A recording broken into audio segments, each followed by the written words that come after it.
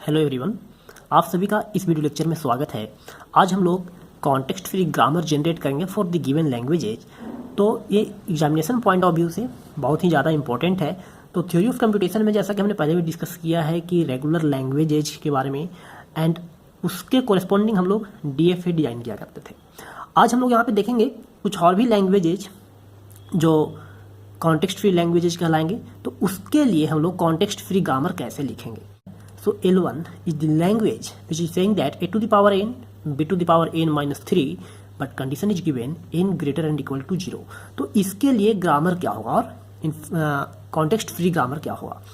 तो सबसे पहले आपको ये ध्यान देना चाहिए कि किस टाइप का स्ट्रिंग इससे हमें मिल पा रहा है। तो खासतौर पे बिगिनर्स के लिए मैं बता रहा हूँ कि आपको स्ट्रिंग्स फाइंड आउट कर लेने चाहिए कि इससे हमें क्या क्या स्ट्रिंग बनेगा। फॉर एग्जाम्पल यदि हम इसकी बात करें तो यहाँ पे n to n minus 3 है। इसका मतलब है कि minimum value of n will be 3, क्योंकि निगेटिव यदि हम यहाँ पे ले रहे हैं, सपोज n का वैल्यू यदि हम 0 करते हैं तो b to the power minus 3 का कोई मीनिंग नहीं निकलेगा। तो यहाँ पे हम n का मिनिमम वैल्यू क्या कंसीडर करेंगे 3।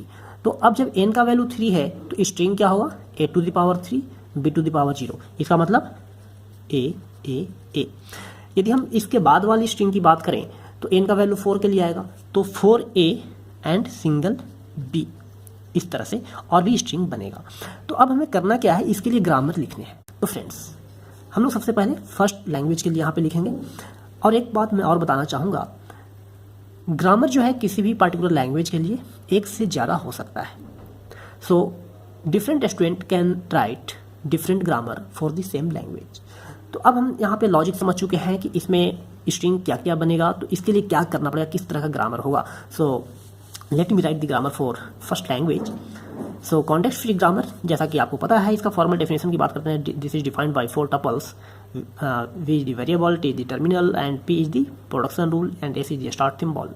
तो अब हम यहाँ पे मान के चल रहे हैं कि s हमारा क्या है, स्टार्ट सिंबल है, so start of the production rule. और हमें पता है कि जो मिनिमम स्ट्रिंग हमारा क्या बनेगा, इसका AAA बनेगा।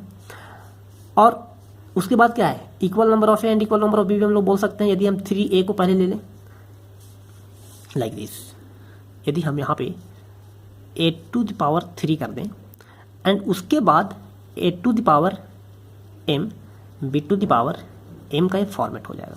तो इस तरह का भी हम लोग पहले प्रैक्टिस कर चुके हैं। तो चलिए हम इसके लिए एक ग्रामर लिख करके बताएं आपको। सबसे पहले तो सपोज दैट जो स्मॉलेस्ट स्ट्रिंग आ रहा है AAA, इसका मतलब ये टर्मिनेट करेगा AAA से। उसके बाद हम लोग इसको क्या कर सकते हैं, अब हम a और b को इक्वली ले सकते हैं। तो यहाँ पे हमने एक और वेरिएबल लिया a। अब a का प्रोडक्शन हम लोग क्या कर सकते हैं, equal number of a and equal number of b। अब a को हम लोग टर्मिनेट किससे करेंगे, हमें टर्मिनेट तो करना ही पड़ेगा बिकॉज दिस इज वेरिएबल। यदि टर्मिनेट नहीं करेगा तो मीनिंगलेस हो जाएगा।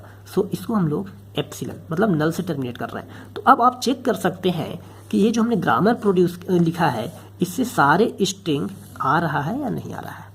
तो जैसे हम फॉर एग्जाम्पल की बात करें, s इज गिविंग AAA तो AAA इज ऑल्सो एक्सेप्टेबल। यदि हम इसको लेकर के आगे बढ़ें तो AAA a and you will always start from the start of the production rule. So s is giving AAA and capital A।